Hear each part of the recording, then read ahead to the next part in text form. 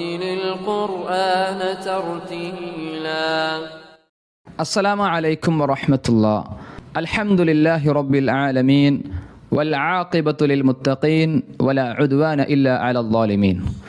പ്രിയപ്പെട്ട സഹോദരങ്ങളെ, സഹോദരിമാരെ, അള്ളാഹുവിൻ്റെ വിശുദ്ധ ഗ്രന്ഥം തജ്വീദ് അനുസരിച്ച് പാരായണം ചെയ്യാൻ ആഗ്രഹിക്കുന്ന സാധാരണക്കാരായ ആളുകളെ ഉദ്ദേശിച്ചുകൊണ്ട് വളരെ ലളിതമായ രീതിയിൽ തജ്വീദ് പഠിപ്പിക്കുന്ന ഒരു സംരംഭമാണ് നമ്മൾ ഈ ചാനലിലൂടെ ആരംഭിച്ചിട്ടുള്ളത്. തജ്വീദുമായി ബന്ധപ്പെട്ട് നമ്മൾ അറിഞ്ഞിരിക്കേണ്ട വളരെ സുപ്രധാനമായ ചില വിഷയങ്ങളാണ് കഴിഞ്ഞ ക്ലാസ്സുകളിലൂടെ നമ്മൾ സംസാരിച്ചത്. കഴിഞ്ഞ ക്ലാസ്സുകൾ കാണാത്തവർ ഈ വീഡിയോ കാണുന്നുണ്ടെങ്കിൽ മുഴുവൻ ക്ലാസ്സുകളും നിങ്ങൾ കണ്ട് പൂർത്തിയാക്കണമെന്ന് ഈ സാഹചര്യത്തിൽ ഓർമ്മപ്പെടുത്തുകയാണ്.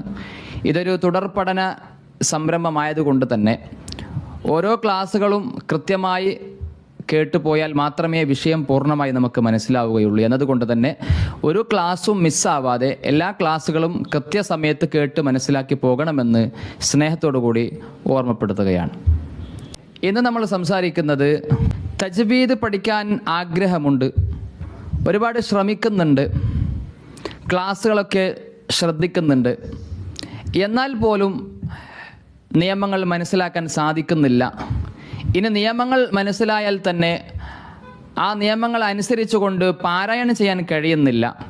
വലിയ വലിയ അബദ്ധങ്ങൾ പാരായണത്തിൽ സംഭവിക്കുന്നുണ്ട്. മഖ്റജ് ശരിയാവുന്നില്ല, അക്ഷരങ്ങൾ ശരിയായ രൂപത്തിൽ സ്ഫുടതയോടുകൂടി ഉച്ചരിക്കാൻ കഴിയുന്നില്ല. ഇങ്ങനെ പ്രയാസപ്പെടുന്ന, തജ്വീദ് അനുസരിച്ച് പാരായണം ചെയ്യാൻ സാധിക്കാതെ പോകുന്ന, എത്ര പരിശ്രമിച്ചാലും പാരായണം നന്നാക്കാൻ കഴിയാതെ വിഷമിക്കുന്ന ധാരാളം ആളുകൾ നമ്മുടെ കൂട്ടത്തിലുണ്ട്. അങ്ങനെയുള്ള ആളുകൾക്കുള്ള വലിയൊരു ആശ്വാസമാണ് ഈ ഒരു സംസാരം. ഇവിടെ നമ്മൾ ആദ്യമായി മനസ്സിലാക്കേണ്ടത്, അല്ലാഹു സുബ്ഹാനഹു തആല മൊത്തത്തിൽ അവൻ്റെ ദീനിൻ്റെ വിഷയത്തിൽ നമ്മളോട് പറഞ്ഞിട്ടുള്ള ഒരു വചനമുണ്ട്. ഫത്തഖുല്ലാഹ മസ്തതഅതും, നിങ്ങൾ അള്ളാഹുവിനെ കഴിവിൻ്റെ പരമാവധി സൂക്ഷിക്കുക എന്നാണ്. ഇവിടെ തജ്വീദിൻ്റെ വിഷയത്തിലേക്ക് വരുമ്പോഴും തജ്വീദ് അനുസരിച്ച് ഖുർആൻ പാരായണം ചെയ്യാൻ സാധിക്കുക എന്നത് മുമ്പ് നമ്മൾ സൂചിപ്പിച്ചതുപോലെ വലിയൊരു സൗഭാഗ്യമാണ്. അങ്ങനെ ഒരു അടങ്ങാത്ത ആഗ്രഹം വിശ്വാസികൾ എന്ന നിലക്ക് നമുക്ക് ഓരോരുത്തർക്കും ഉണ്ടാവണം.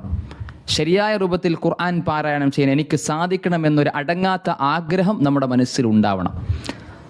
ആ ആഗ്രഹത്തിനൊത്തുകൊണ്ടുള്ള പരിശ്രമവും നമ്മുടെ ഓരോരുത്തരുടെയും ഭാഗത്തുനിന്ന് ഉണ്ടാവണം. ഈ രണ്ട് കാര്യങ്ങൾ നമ്മൾ ചെയ്താൽ, ആഗ്രഹമുണ്ട്, നമ്മൾ പരമാവധി തജ്വീദ് അനുസരിച്ച് പാരായണം ചെയ്യാൻ ശ്രമിക്കുന്നുണ്ട്, ക്ലാസ്സുകൾ കേൾക്കുന്നുണ്ട്, എന്നിട്ടും നമുക്ക് സാധിക്കുന്നില്ലെങ്കിൽ നമ്മൾ കുറ്റക്കാരല്ല. ഒരിക്കലും അല്ലാഹു സുബ്ഹാനഹു തആല അതിൻ്റെ പേരിൽ നമ്മളെ പിടികൂടുകയില്ല.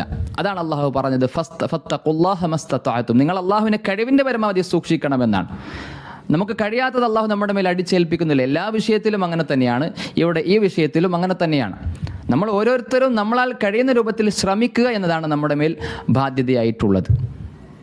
മാത്രവുമല്ല, റസൂൽ സല്ലല്ലാഹു അലൈഹി വസല്ലം ഖുർആനിൻ്റെ വിഷയത്തിൽ പറഞ്ഞ ഒരു വചനമുണ്ട്, വല്ലദീ യഖറഉൽ ഖുർആൻ വയതതഅതഉ ഫീഹി വഹുവ അലൈഹി ഷാഖുൻ ലഹു അജ്റാൻ. ഒരാൾ വളരെ പ്രയാസപ്പെട്ടുകൊണ്ട്, ബുദ്ധിമുട്ട് സഹിച്ചുകൊണ്ട് വിശുദ്ധ ഖുർആൻ പാരായണം ചെയ്യുകയാണ്. അദ്ദേഹത്തിന് നന്നായി പാരായണം ചെയ്യാനൊക്കെ ആഗ്രഹമുണ്ട്, പരമാവധി ശ്രമിക്കുന്നുണ്ട്, എന്നാൽ പോലും നല്ല ബുദ്ധിമുട്ട് സഹിക്കുന്നുണ്ട്. അദ്ദേഹത്തിന് ശരിയായ രൂപത്തിൽ മഖ്റജിൽ നിന്ന് അക്ഷരം ഉച്ചരിക്കാൻ കഴിയുന്നില്ല. അദ്ദേഹത്തിൻ്റെ നാവ് അതിനനുസരിച്ച് കൊണ്ട് വഴങ്ങുന്നില്ല. ഇങ്ങനെ വലിയ പ്രയാസത്തോടു കൂടിയാണ് അദ്ദേഹം വിശുദ്ധ ഖുർആൻ പാരായണം ചെയ്യുന്നത് എങ്കിൽ റസൂൽ സല്ലല്ലാഹു അലൈഹി വസല്ലം അത്തരം ആളുകളോട് പറയുകയാണ്, ലഹു അജ്റാൻ, അങ്ങനെയുള്ളവർക്ക് രണ്ട് പ്രതിഫലമുണ്ട് എന്നാണ്. ഒന്ന്, ഖുർആൻ പാരായണം ചെയ്തതിൻ്റെ പ്രതിഫലം. രണ്ട്, അദ്ദേഹം പ്രയാസപ്പെട്ടതിൻ്റെ, പാരായണത്തിൽ അദ്ദേഹം ബുദ്ധിമുട്ട് സഹിച്ചു എന്നതിൻ്റെ പ്രതിഫലവും. ഇങ്ങനെ രണ്ട് പ്രതിഫലം അവർക്കുണ്ട് എന്ന് അള്ളാഹിൻ്റെ റസൂൽ സല്ലല്ലാഹു അലൈഹി വസല്ലം പറയുകയാണ്. ഇതിൽ നിന്ന് നമുക്ക് മനസ്സിലാകുന്ന കാര്യം, നമ്മൾ ഓരോരുത്തരും നമ്മളാൽ കഴിയുന്ന രൂപത്തിൽ പാരായണം നന്നാക്കാൻ ശ്രമിക്കുക എന്നതാണ്. എന്നിട്ടും സാധിക്കുന്നില്ലെങ്കിൽ, ഒരു പക്ഷേ ആശയങ്ങൾ മാറിപ്പോകുന്ന വിധത്തിലുള്ള അബദ്ധങ്ങൾ സംഭവിച്ചാൽ വരെ അള്ളാഹു നമുക്ക് പുറത്തു തരും. അതിൻ്റെ പേരിൽ നമ്മൾ കുറ്റക്കാരാവുകയില്ല എന്നതാണ്. നമുക്ക് ആ ഒരു ശ്രമം ഉണ്ടാവണം എന്നതാണ് അതിപ്രധാനം. അതുകൊണ്ട് തന്നെ പാരായണം ചെയ്യുമ്പോൾ അബദ്ധം വരുന്നു, അക്ഷരങ്ങൾ മാറുന്നു എന്ന് ഭയന്ന് തീരെ ഖുർആൻ പാരായണം ചെയ്യാതിരിക്കുകയല്ല അത്തരം ആളുകൾ ചെയ്യേണ്ടത്, മറിച്ച് പരമാവധി പറ്റുന്ന വിധത്തിൽ അവർ പാരായണം ചെയ്യുകയാണ് വേണ്ടത് എന്നതാണ് നമുക്കിവിടെ മനസ്സിലാകുന്ന കാര്യം.